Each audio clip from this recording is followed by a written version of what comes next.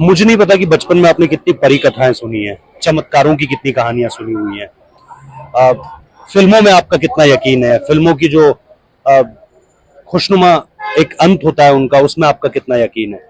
लेकिन अगर आप इन सब बातों में यकीन करते हो तो आपको आरसीबी के इस सीजन की इस जर्नी पर भी यकीन करना पड़ेगा, जहां से सारी उम्मीदें खत्म हो रही थी, जहां से हर कोई ये सोच रहा था कि अब या तो नंबर 9 या नंबर 10, इससे ऊपर कुछ नहीं। जहां से लोग ये सोच रहे थे कि चलो अब अगले सीजन की तैयारी करते हैं, फैफ डुप्लेसी की जगह पे कौन कप्तान आएगा, इस बारे में सोचते हैं। जहां पे लोग ये सोच रहे थे कि अब आरसीबी का रिवाइवल कैसे हो यार, एक बार फिर कौन आएगा और बोलेगा इस साल कप हम दे। उन सब के बीच विराट कोहली का एक बयान कि अब इससे नीचे तो नहीं गिर सकते ना, इससे नीचे कहां जाओगे, ये सबसे नीचे गिर चुके हो, इसके आगे का कोई ऑप्शन है तो वो है यहां से उठना, इसके आगे का कोई ऑप्शन है तो अपनी सेल्फ रिस्पेक्ट के लिए खेलना, अपने आत्मसम्मान के लिए खेलना, अपने फैंस के लिए खेलना, उनके चेहरों पर खुशियां देखने के लिए खेलना, और जब खुद उठकर शीशे में खुद का चेहरा देखो तो ये कहना कि हाँ हम अपनी सेल्फ रिस्पेक्ट के लिए खेले, लड़े, फिर हम हारे या जीते वो मसला अलग है। लेकिन वहां से जो सोच बदली, वहां से जो बातें सामने निकल कर आई और जिस तरीके से एग्जीक्यूशन शुरू हुआ, ये कहानी चमत्कारों भरी है। इस कहानी में यहां तक का सफर ऐसा लगता है जैसे किसी फिल्म की पटकथा चल रही हो और निर्देशक ने ये सोच लिया है कि इस टीम को तो जिताना ही जिताना है। इट ऑल लुक्स लाइक कि भाई destiny child, RCB, Virat Kohli, ये डेस्टिनी चाइल्ड है।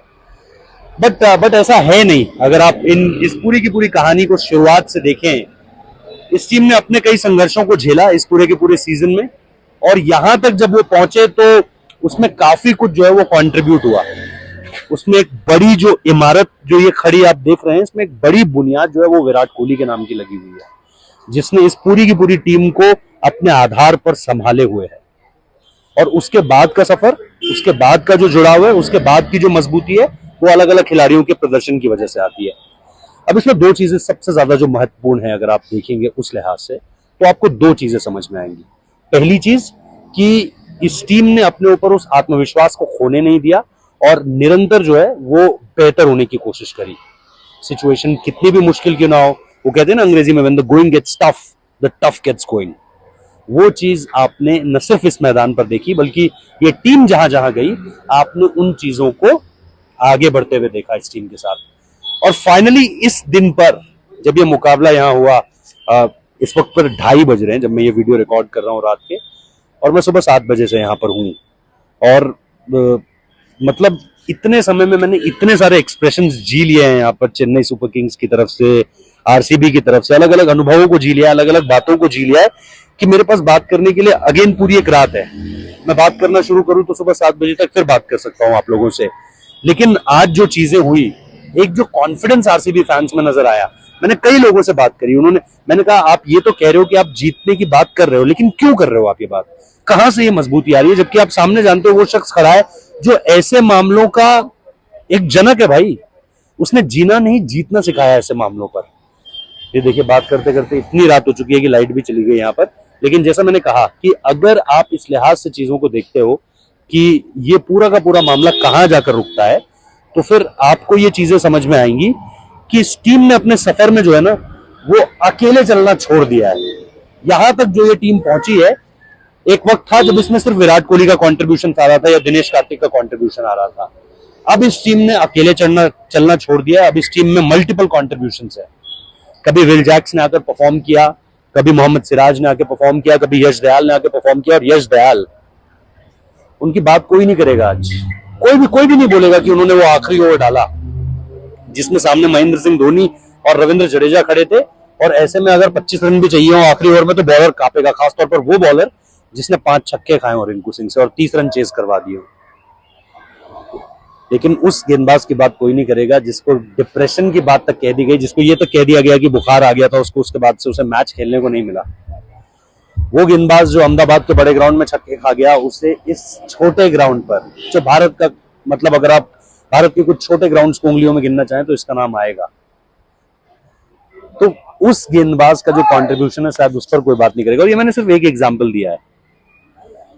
विल जैक्स की परफॉर्मेंस, रजत पाटीदार की परफॉर्मेंस। पाटीदार टेस्ट सीरीज इतनी खराब, वो जो उनकी एक्लीज हील थी शायद, जो जो उनको प्रॉब्लम लगातार कर रही थी, उसके बावजूद धर्मशाला टेस्ट नहीं हुआ तो नहीं खेले, और उसके बाद यहां पर आकर जिस तरीके से परफॉर्मेंस बदली है, मतलब बहुत ही जबरदस्त परफॉर्मेंस आई है। एंड मतलब क्या ही कहने यार इस तरह की परफॉर्मेंस के। तो मेरे हिसाब से आज का पूरा दिन अगर आप समअप करने की तरफ आओगे ना, तो बहुत सारे अनुभवों का एक समअप है, जिसमें मैंने RCB fans, Chennai super Kings को फैंस को सुना और आरसीबी फैंस ने मुझे यही कहा कि इस बार जो यूनिटी है ना, इस बार हमारे लिए अच्छा ये है कि हमें यहाँ तक सिर्फ विराट कोहली नहीं लेकर आया अकेला, उसका सबसे बड़ा योगदान है, लेकिन उसके इर्द गिर्द भी आपको परफॉर्मेंसेस दिख रही है। और ये पहली बार मुझे भी वो ट्रस्ट दे गया कि हाँ यार, कभी इनकी तरफ से एबी डिविलियर्स चलते थे, कभी विराट कोहली। मतलब अगर आप हाल के समय में देख लें, उससे पहले जाएंगे तो क्रिस गेल का नाम याद आएगा, लेकिन ऐसे बहुत सारे खिलाड़ी याद नहीं आएंगे। लेकिन इस साल आपको बहुत सारे खिलाड़ी याद आते हैं बीती 6 जीतों में। वही इस टीम का यहाँ तक का सबसे बड़ा सच है और सबसे बड़ी ताकत भी। यहाँ से आगे ये टीम क्या करती है, ये भी इसी बात पर निर्भर करेगा कि जिस दिन विराट कोहली, जिस दिन फैफ डु प्लेसी, जिस दिन रजत पाटीदार, इनमें से किसी एक या दो का बल्ला नहीं चला, तो बाकी टीम क्या करती है। क्या वो उस दबाव के तले दब जाती है, या फिर वो निखर कर सामने आएगी, जैसे 2022 में रजत पाटीदार उस 100 के साथ सामने निकल कर आए थे। ये देखना मेरे लिए सबसे ज्यादा महत्वपूर्ण होगा इस पूरे सीजन में। लेकिन आरसीबी एक ख्वाब की तरह खेली है। They batted like, they bowled like, they field like, they played like a dream. और वो ड्रीम उन्होंने यहाँ चिन्नास्वामी स्टेडियम में अपना सच कर लिया, चेन्नई का तोड़ दिया। लेकिन सपनों के सच होने और टूटने का नाम ही खेल है, और उसके आज सही तरफ आरसीबी खड़ी है। अमूमन तौर पर आरसीबी उसके गलत तरफ खड़ी होती है। Left hand side of the results RCB को हम खड़े होते होते देखते हैं। तो मेरे हिसाब से यार सार यही है, इस पूरे के पूरे दिन का बहुत मजा आया, बहुत एंजॉय किया, बहुत एक्सपीरियंसेस हासिल किए। और इन एक्सपीरियंसेस के बीच में जो मैच देखा, उसमें भी बड़े ट्विस्ट एंड टर्न्स थे। कभी मैच इधर जा रहा है, कभी उधर जा रहा है, कभी इधर आ रहा है, कभी उधर आ रहा है। जैसे एक फिल्मी पटकथा होती है कि थोड़ा सा आप हीरो के लिए चीजों को डिफिकल्ट दिखाते हैं, लेकिन फिर चीजें हीरो के पक्ष में आती है, फिर हल्का सा आगे जाती है, फिर हल्का पीछे आती है। तो उसी तरीके से ये मैच भी इसके अपने उतार चढ़ाव थे, और उन उतार चढ़ावों ने बिल्कुल बिल्कुल एक जस्टिस किया है गेम के साथ, क्योंकि दो कमाल की टीमें थी और जबरदस्त तरीके का मैच हुआ है। तो बहुत कुछ है बात करने के लिए, आगे भी करते रहेंगे। इस मैच को सिर्फ यहीं पर नहीं रोक दिया जाएगा, ये मैच हर बार बताया जाएगा जब जब आईपीएल के बड़े मुकाबलों की बात होगी, जब जब किसी एक टीम के हार न मानने की बात होगी, जब जब आप मिसालें देने की कोशिश करोगे कि यार देखो वो एक टीम थी जिसके पास ये था कि उसे 6 मैच जीतने, तब वो प्लेऑफ में जाएगी, और 6 मैच लगातार जीतने हैं तब वो प्लेऑफ में जाएगी। और एक राइडर भी था उसमें कि एक इक्वेशन है जिसको सॉल्व करे बिना आप फाइनल में नहीं जा सकते। उन सारी चीजों को अब आप आरसीबी के साथ जोड़ोगे तो मतलब ये मैदान, ये स्टेडियम देखकर ऐसा ही लग रहा है जैसे अभी अभी हम एक फिल्म देखकर निकले हैं, जिसमें नायक की जीत हुई है। अच्छाई की, मतलब अच्छाई, खेल में अच्छाई बुराई नहीं होती, लेकिन ये है कि हाँ, अच्छाई इन द सेंस की वो चीजें जो ये टीम बीते कुछ समय से करती आ रही है, पिछले 6 मैचेस से, मैं उसे अच्छाई या ताकत के तौर पर डाल रहा हूँ, और वो टीम इसमें कामयाबी हासिल करने में बेहतर हुई है। तो चलिए, इस वीडियो को देखने के लिए बहुत बहुत शुक्रिया। लगातार आपके लिए वीडियोस आते रहेंगे, जुड़े रहिएगा, बने रहिएगा और इसी तरीके से देखते रहिएगा। Thank you so much.